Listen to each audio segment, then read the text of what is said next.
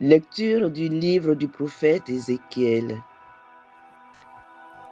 L'homme me conduisit vers la porte, celle qui fait face à l'Orient, et voici que la gloire de Dieu d'Israël arrivait à l'Orient.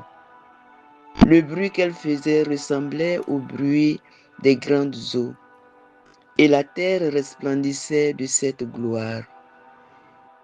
Cette vision ressemblait à celle que j'avais eue lorsque le Seigneur était venu détruire la ville.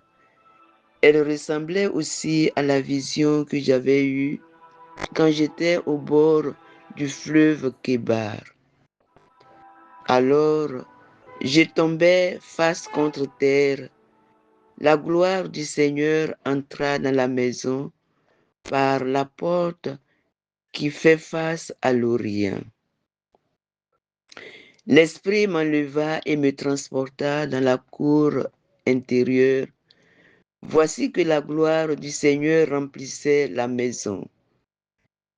Et j'entendis une voix qui venait de la maison, tandis que l'homme se tenait près de moi.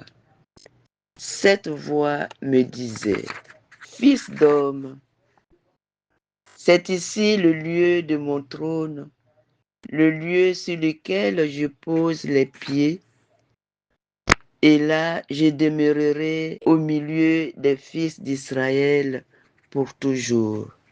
Parole du Seigneur. Psaume 84. J'écoute que dira le Seigneur. Ce qu'il dit, c'est la paix pour son peuple et ses fidèles. Le salut est proche de ceux qui le craignent, et la gloire habitera notre terre. Amour et vérité se rencontrent, justice et paix s'embrassent. La vérité germera de la terre, et du ciel se penchera la justice. Le Seigneur donnera ses bienfaits, et notre terre donnera son fruit. La justice marchera devant lui, et ses pas traceront le chemin.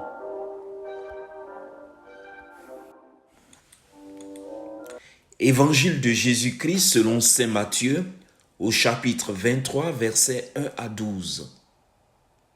Alors Jésus s'adressa aux foules et à ses disciples, et il déclara: Les scribes et les pharisiens enseignent dans la chair de Moïse, donc tout ce qu'ils peuvent vous dire, faites-le et observez-le.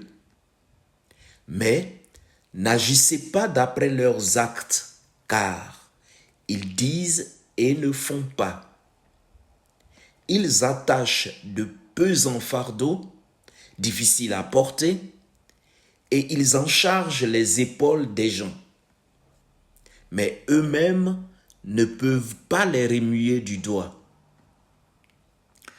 Toutes leurs actions, ils les font pour être remarqués des gens. Ils élargissent leurs phylactères et rallongent leurs franges. Ils aiment les places d'honneur dans les dîners, les sièges d'honneur dans les synagogues et les salutations sur les places publiques.